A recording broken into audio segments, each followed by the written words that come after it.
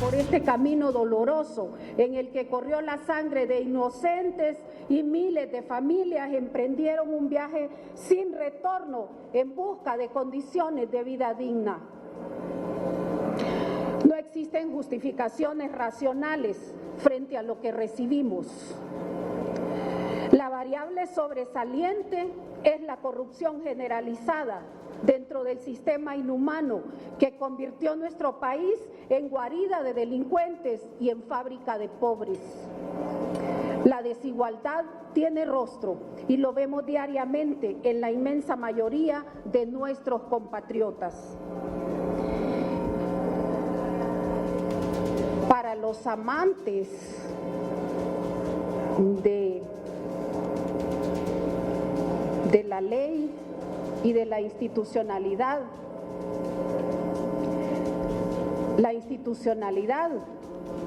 está desplomada y hundida. Ha cedido el paso y control al crimen organizado y el narcotráfico, con leyes, pero sin justicia ni instituciones capaces de impartirla.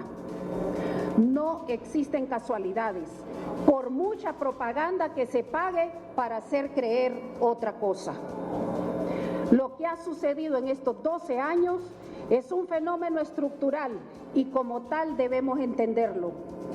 Para sostener este sistema inhumano se perpetraron 2 sendos fraudes electorales y es por ello, por lo que también, a pesar de haber perdido las elecciones de forma contundente y aleccionadora, pretendieron arrebatarle al pueblo la dirección del Congreso de la República. Bajo el mando de una mujer excepcional que con gran sentido de patria y en alianza permanente con el pueblo ha iniciado la tarea de construir una sociedad humana, de emprender el tránsito de una dictadura basada en el crimen, la corrupción y el narcotráfico, hacia una democracia socialista, cimentada en la justicia, la transparencia y la participación ciudadana. Nos mantendremos siempre moral y éticamente invencibles. Administración de los fondos públicos.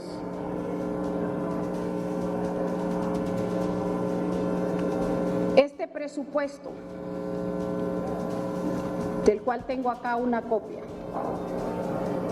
este presupuesto que tienen todas las secretarías de Estado, que tienen los organismos desconcentrados y descentralizados, este presupuesto que tienen todos los sectores de la sociedad, es un presupuesto falso y fuente de corrupción. Es de 308.000 millones de lempiras, equivalente a más de 12.000 millones de dólares. Fue formulado y aprobado por el régimen en el mes de diciembre pasado, después de perder las elecciones.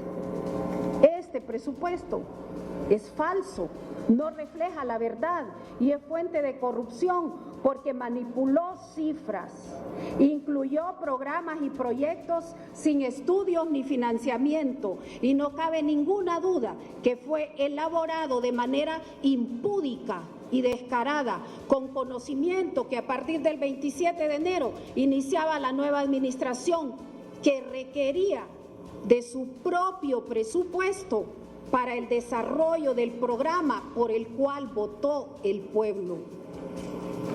El presupuesto 2022 es una calca de los últimos 12 años, un instrumento que solo ha servido para empobrecer al país, apuntando únicamente al sostenimiento de un corrompido y mafioso sistema que, dirigido en red, no les ha importado el crecimiento y la profundización de la desigualdad y la pobreza. Fuera de este presupuesto Entre diciembre y enero se aprobaron decretos y contratos legislativos y PCM ejecutivos con un impacto presupuestario determinado parcialmente en más de 750 millones de lempiras, que no están aquí, solo en el papel. Se pagó prestaciones en el mes de enero, antes de su salida. Solo el día 7 de enero, con fraude de ley y abuso de autoridad, se extrajo 64.9 millones de lempiras, justificados como pagos diversos y también como prestaciones. Entre el 1 y el 26 de enero de 2022, un día antes de la toma de posesión, utilizando la Tesorería General de la República, extrajeron más de 400 millones de lempiras para beneficiar, entre otros, a altos funcionarios. Ahí hay un listado parcial de 60. El déficit de este presupuesto 2022 ronda el 35%, sin incluir la deuda histórica y la deuda flotante de la ENE. Ocupamos endeudarnos en 64.000 millones de lempiras, o sea, en más de 2.000 millones de dólares para poder cubrirlo. Y cubrirlo estamos hablando de los 10 meses que quedan, pasado febrero. De los 179.000 millones de lempiras requeridos para la administración centralizada, el Estado proyecta recaudar 127.000 millones de los 179.000, de los cuales el 50% es para el pago de la deuda, incluidos los 12.000 millones de la deuda flotante que nos dejaron, no la de la ENE, sino la de la administración centralizada. El déficit nos obliga a acudir a la banca para que nos financie préstamos hasta por 64.000 millones de lempiras, o sea, por 2.600 millones de dólares. Está ahí una gráfica que fue presentada en la sesión de trabajo del gabinete y que demuestra mes por mes los déficits que estamos enfrentando. Ahí está el mes de febrero con un déficit de más de 7.000 millones de lempiras. Por eso, doctor ministro de Salud y profesor ministro de Educación, por más mensajitos que me envíen y llamadas que me hagan, no tengo dinero de dónde pagar los empleados. No hay para pagar la planilla. Ayer entraron a caja 9 millones de lempiras. Pero los requerimientos solo para el pago de salario en educación andan por los 140 millones, en salud lo que está cargado hasta el día de ayer 40 millones de lempiras, en todas las instituciones, y todas escriben y todas llaman. Ahí está el déficit del mes de febrero. El déficit del mes de marzo es de 31.000 millones, porque hay un vencimiento de deuda pasada. El déficit del mes de mayo es de 12.000 millones. Y si ustedes ven la columna final, el total del déficit está ahí expresado en 64.000 millones de lempiras y 2.000 millones de dólares en la administración central. Este es nuestro desafío y lo vamos a vencer. Y para ello,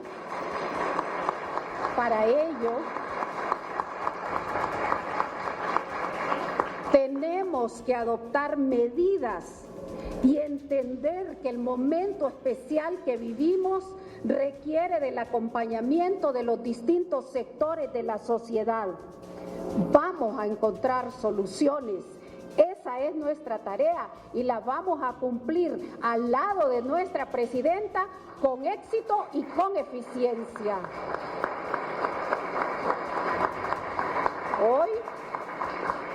Hoy, el Banco Central, dirigido por la licenciada Rebeca Santos,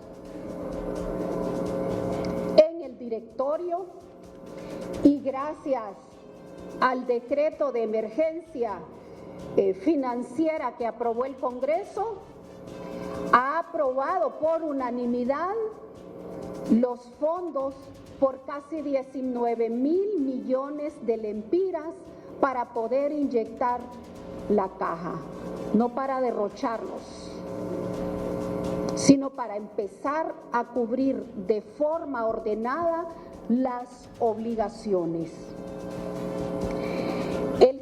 Este presupuesto falso y de la corrupción incluye más de 2.300 millones de lempiras como transferencias a ONG y a entes sin beneficiario. No contempla ningún renglón para cubrir pago de demandas, prestaciones y derechos laborales, desastres naturales y epidemias, pero sí incluye esos 1.347 millones de lempiras para transferencias sin beneficiario y los 1.088 para transferencias a ONG. Mientras de este presupuesto se suprimieron en el Congreso, no sé por qué motivo y por qué razón, 3.500 millones que la CEFIN incluyó como intereses por el servicio de la deuda. Lo hemos revisado al detalle con nuestros dos viceministros que nos acompañan esta mañana y también con parte del equipo institucional que aún labora en la Secretaría de Finanzas. Se ha roto completamente el principio constitucional de caja única del Tesoro y existen en cada poder del Estado e instituciones decenas de cuentas bancarias con recursos públicos. Hasta ayer miércoles, en apenas 29 cajas del Banco Central, varias instituciones disponen de 4.000 millones de lempiras, mientras la CEFIN ajusta el pago de los 400 millones a los trabajadores de salud y los 1.400 millones a los maestros. Ahí está el dinero de varias instituciones, pero en las cuentas diversas del Banco Central. Es atribución constitucional de la Presidenta de la República, la Administración General del Estado, pero también es atribución constitucional la dirección de la política económica y financiera. Pero la Secretaría de Finanzas no tiene ninguna información ni registro relacionado con los gastos de salarios, viáticos, consumo, transferencias del Poder Legislativo, del Poder Judicial, de la propia presidencia pasada, del Ministerio Público y de otras instituciones que en una clara violación de la Constitución han sido autorizadas para realizar pagos fuera de la cuenta única del Tesoro. La CEFIN les hace transferencias mensuales globales a sus cuentas bancarias y ellas se encargan de realizar los pagos que llevan internamente con sus propios sistemas de planillas. Con la sola transferencia global de fondos se legaliza el gasto en el presupuesto y la única clasificación que existe en este presupuesto es si el gasto es corriente o si el gasto es de capital.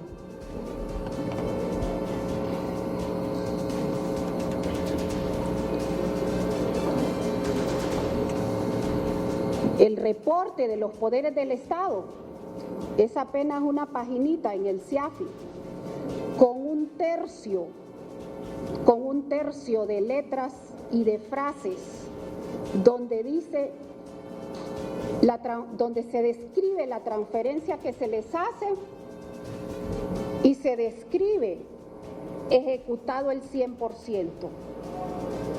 Eso que ven en pantalla es la muestra de la ejecución presupuestaria del Poder Legislativo y es a lo único que tiene acceso la Secretaría de Finanzas y la Presidencia de la República, que dirige y que tiene la atribución de dirigir la administración y las finanzas del Estado. La Tesorería General de la República es una caja vacía en este momento. Entre el 3 y el 26 de enero, la TGR, violentando todas las normas legales y el orden de prelación, realizó pagos por un monto de 6.976 millones a programas, proveedores seleccionados políticamente, dentro de ellos los de Vida Mejor, dejando deudas pendientes de pago por más de 45 días que superan los 3.000 millones de lempiras y dejándonos también la deuda flotante de 12.000 millones. Las normas técnicas para los que toman nota del Estado de Derecho y del principio de legalidad dentro del marco de los estados constitucionales. Las normas técnicas del subsistema de tesorería se han violentado todas. El orden de prelación, de atención de los pagos desde la Caja Única del Tesoro no puede ser amigo del ministro, ni ser amigo del contratista, ni ser amigo del proveedor, ni tener conectes, ni tener contactos, ni atender llamadas. Las normas técnicas del subsistema de tesorería nos mandan el orden de prelación en que debemos pagar. Primero, el servicio de la deuda, así está. Segundo, los servicios personales, o sea, todos los salarios. Tercero, las transferencias a instituciones del sector público, a los órganos constitucionales, a las universidades, a las instituciones descentralizadas. Cuarto, pago a proveedores. Y quinto, resto de pagos. Dentro de cada una de estas categorías, prima siempre y debe primar siempre la programación por antigüedad.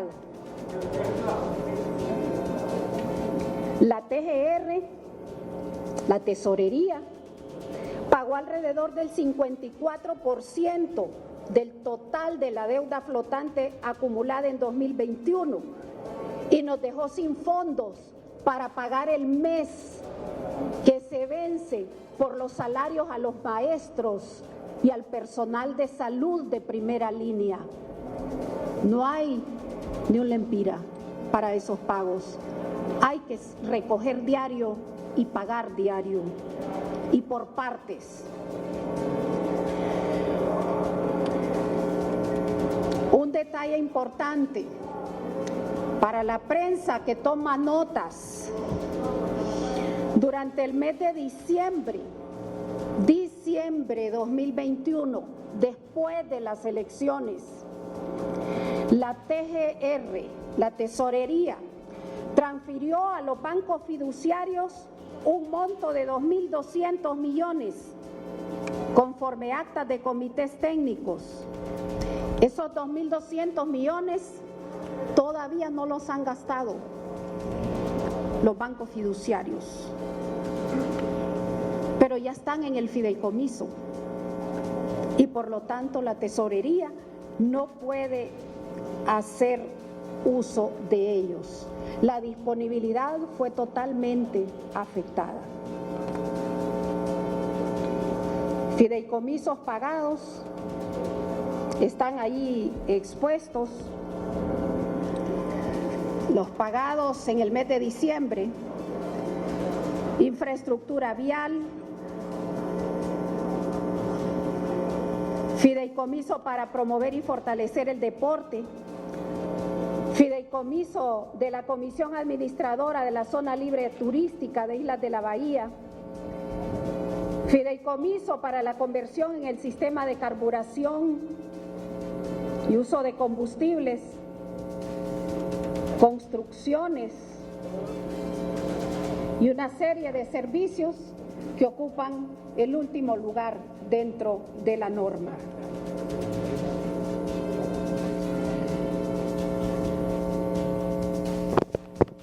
Como punto tercero de esta presentación, destaco los fideicomisos, pero destaco de los fideicomisos no como lo haría si estuviera en condición de inversionista privada, como corresponde y como es legítimo dentro del sector privado. Destaco los fideicomisos desde la perspectiva de la función pública. Desde la perspectiva de la función pública, fueron utilizados y son parte del esquema de corrupción para eludir el cumplimiento del principio constitucional de caja única del Tesoro y, entre otras, la ley de contratación del Estado. Y uno se pregunta, ¿dónde están todos los auditores de todas las instituciones y de todo el Estado? ¿Qué se hicieron? 40.000 millones ejecutó el fideicomiso de Vida Mejor entre 2014 y 2021. 6.000 millones más de lo presupuestado. 13 de 70 fideicomisos con más de 12.000 millones en este presupuesto de papel. Más de 11.000 millones de lempiras están disponibles en las cajas de todos estos fideicomisos, que se supone, se registran, se presume que son 70, pero que datos para esta primera parte del informe solo constan de 13. No pasan por ONCAE, ni por Honducompras, ni por todo el entramado jurídico construido para transparentar el uso de los recursos públicos. Han sido exportados del derecho privado al derecho público y se construyeron dentro del esquema por excelencia para extraer fondos públicos y eludir el cumplimiento de la legislación en materia de transparencia y de corrupción. Aquí tengo una copia de uno de los fideicomisos desde la perspectiva pública. Este es un contrato de fideicomiso. Son administrados por comités que los integran instituciones del Estado, sectores de la sociedad civil, sector privado.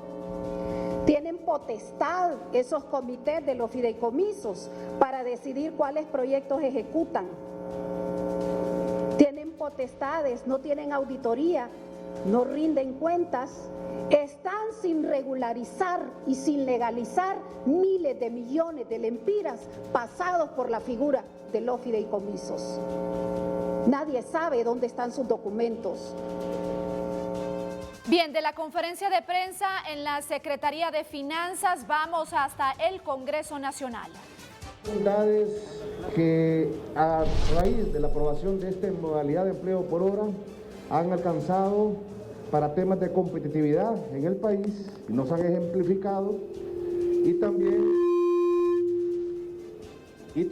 el COEP ha fijado posicionamientos en ese sentido. Nosotros como comisión de dictamen les hemos escuchado todos sus planteamientos, nos dejaron insumos por escrito quiero decir que este nuevo Congreso Nacional del Pueblo está obligado a escuchar a todos los sectores, sobre todo en este sensible, importante proyecto de derogación de la Ley de Empleo por Hora, en la cual como comisión de dictamen actuaremos con toda responsabilidad, pensando en la persona humana sobre el capital. Sin embargo, hoy debo reconocer que el sector privado ha atendido la convocatoria de esta comisión de dictamen y de este Congreso Nacional, y agradecemos su presencia y esperamos que nos puedan seguir acompañando también el sector privado, generador de riqueza y de empleo, para poder seguir construyendo el Estado de Derecho que estuvo vilipendiado y secuestrado durante estos 12 años de narcodictadura. Así que dejamos acá de parte del sector privado también para que puedan compartir con ustedes. Muchas gracias. Seguimos escuchando en este momento representantes del sector privado. Michael Wehmeyer dirige sus palabras en este momento. Gracias, honorables diputados. De parte de la Canatur nos sentimos acuerpados en este momento solamente por el tema de tener ya un espacio de diálogo. Nos parece muy importante mantener este diálogo y tener la oportunidad de poder decirle los beneficios, como bien decía el señor presidente de esta comisión, de que efectivamente casi el 50% de los empleados de turismo están acuerpados ahorita bajo este marco legal y es muy importante mantenerlo. Mucho más allá, que al terminar la conversación, una de las buenas noticias que tuvimos también es que esta discusión se tiene que dar a más tiempo y actualmente pues la Semana Santa no se va a mirar comprometida por una derogación por esta ley. Ciertamente ya le dimos valor a las inquietudes que tiene también este nuevo Congreso y definitivamente es algo que miramos mucho más incluyente para poder hacer crecer nuestro sector turismo, obviamente siempre de la mano de mantener la legalidad y el cumplimiento de parte de nosotros como empresa privada. Gracias. Seguimos escuchando en este momento por la parte de la clase política, el vicepresidente Racel Tomé. Agradecer la presencia de los medios de comunicación, agradecemos la presencia de los representantes de la empresa privada, agradecemos también que está presente sectores que hoy nos vienen a despejar muchas dudas, porque nos habían hablado y al inicio teníamos una incertidumbre, nos habían dicho que eran 600.000 empleos por hora. Hoy ya tenemos datos más cercanos. 200.000 es lo que está registrado. Entonces ya aquellas noticias que salían, que nos tenían a nosotros casi 600.000 y un montón de personas, bueno, 200.000 es algo importante. No estoy diciendo que sea poca cosa, pero ya es una cifra más oficial. Otra de las cosas más importantes que nos han transmitido es que los call centers son los especializados en este tema y que ellos preparan, capacitan y después se vuelven trabajadores permanentes. Entonces ya otra información más exacta. Al final, nosotros estamos recibiendo todo, nos dejaron incluso electrónicamente sus posiciones, el tema económico, el tema de los lugares donde más se desarrolla este decreto, que también hoy arribamos a otra conclusión, que fue nada más realizado por el lado del gobierno, no salió del CES, Consejo Económico, que están integrados tripartitamente, la empresa privada, el gobierno y la clase trabajadora, con 3 centrales y un representante de los campesinos. Ese decreto de trabajo por hora no salió por ahí, ya nunca fue todo este proceso, surgió de un programa por el tema que estaba pasando la humanidad y se le dio una salida en el 2010 de buscar una alternativa. Bueno, era un programa, quiere decir que eso es un programa, hay que revisarlo ahora y eso es lo que estamos haciendo. Estamos recibiendo la información de parte de la empresa privada. Yo quiero decirles, como lo dije ahí a lo interno, son guerreros que generan empleo y al otro lado están los guerreros que trabajan todos los días. Entonces hay que trabajar en armonizar esos dos sectores para el desarrollo del país. Lo seguiremos haciendo. Este es un congreso diferente, es un congreso abierto, es un congreso con mucha participación Y los del turismo que estaban preocupados por que viene la Semana Santa, si iba a estar listo, les manifestamos que como comisión tenemos un compromiso de ir a cada una de las localidades a ver, nos invitaron a ir al call center a ver cuáles son las condiciones que le dan a los trabajadores ahí, en San Pedro Sula y en otras localidades donde se está empleando el decreto de empleo por hora. Así que vamos a estar realizando todo el proceso, estaremos informando. Muchas gracias. Gracias, abogado Russell Tomé, vicepresidente del Congreso Nacional, pero también ahora se expresa el abogado Ramón Barrios en referencia a esta comparecencia. Y sobre todo porque es una preocupación para las diputadas, mis compañeras y del departamento de Cortés, que confirmamos que vamos a estar en la ciudad de San Pedro Sula, en el norte y en el sur. Esto es importante para la comisión, porque hay un dato que nos ha parecido importante. La mayor aplicación que tiene esta ley es en los call centers. 15.000 jóvenes de Honduras, 15.000 jóvenes de Honduras están haciendo uso de esta ley por empleo por hora. Y más o menos están entre la edad de 18 años a 24.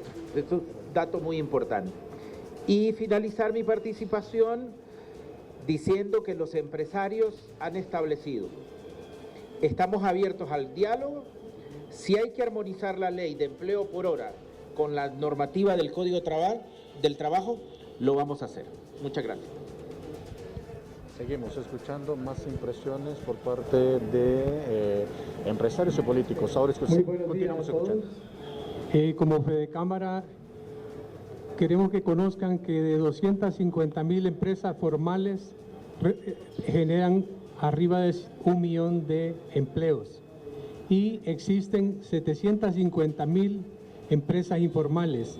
Yo creo que el crecimiento del país es buscando nuevas avenidas para que haya mayor empleo, mayor riqueza, generación de nuevas escuelas, mejor educación y mejor salud pública. No es tocando las leyes que ya existen, sino mejorándolas, porque el empleo por hora nace para un fomento a la pequeña, pequeña y mediana empresa, que son las MIPYMES. Y esto lo tenemos que ver todos en contexto, porque son las que producen de cada 10 empleos, 7 son por la pequeña empresa. Principalmente el 99% son microempresas de 1 a 10 empleados como máximo. Todo esto hay que verlo en el contexto para evitar que haya el peligro de desaparecimiento de muchos empleos en el país. Nos debemos de preocupar por crear nuevos empleos, por mejorar la seguridad alimentaria, que va a ser crítica este año, y de esta forma ir mejorando las condiciones de vida de los hondureños. Gracias. Seguimos. La participación por parte de Fedecámara no es derogando, sino mejorando las leyes que ya existen. Y bueno, el incentivo es a mantener, a generar más empleos para que nuestra gente pueda llevar alimentos a casa. Continuamos escuchando en este momento, creo que es la diputada Silvia Ayala. Escuchamos. Hemos escuchado con bastante atención la información, las preocupaciones del sector empresarial. Les hemos garantizado que a esta Comisión Especial de Dictamen nos interesa sobremanera que se mantengan los empleos. Aquí nosotros estamos con el compromiso de proteger las fuentes de trabajo existentes, pero también tenemos el compromiso de garantizarle a la clase trabajadora el respeto de los derechos que la Constitución de la República, el Código de Trabajo y los convenios internacionales les garantizan. Les hemos manifestado que la seguridad jurídica es fundamental tanto para ellos como empresa privada que está invirtiendo sus capitales en nuestro país, como también para la clase trabajadora. Así que ellos han quedado informados que esta comisión va a hacer un trabajo responsable, que todavía no hemos terminado el proceso de todas las reuniones, concertaciones y análisis de documentación que se va a hacer, porque nuestra obligación y compromiso es entregarle al Pleno un dictamen que le sirva de base, con información y con estadísticas serias, para tomar una decisión responsable cuando se someta a consideración y aprobación este proyecto de decreto de derogación de ley de empleo por hora. Bien, esta es la conferencia de prensa que se está llevando a cabo en el Congreso Nacional, ya que se continúa con esta socialización de la ley de empleo por hora, ya que se presentó, recordemos, semanas atrás se presentó ante el Congreso Nacional un proyecto para su derogación. Se está haciendo la socialización en el Congreso Nacional y se está realizando con diferentes sectores. La semana anterior se realizó con el sector obrero, ya esta semana con el sector privado. Y también teníamos en pantalla la conferencia de prensa que se está brindando por la actual secretaria de Finanzas, dando un informe de la situación financiera del país. Hemos tratado de comunicarnos con representantes del gobierno anterior, hemos llamado a don Antonio Rivera Callejas, a don David Chávez, también a Tomás Zambrano, llamamos también al ex secretario de Finanzas, Marco Midense, y hasta ahora no hemos recibido respuesta. Vamos a seguir insistiendo para conocer cuál es su opinión, su reacción ante estas fuertes declaraciones que está haciendo la actual secretaria de Finanzas, ya que ha dicho que un día antes de la toma de posesión se extrajeron de las finanzas del país cerca de 400 millones de lempiras para beneficiar a funcionarios. También ha dicho que les han dejado sin dinero para poder pagar las planillas del sector salud y de maestros, entre otras importantes informaciones que ha dado la secretaria de Finanzas.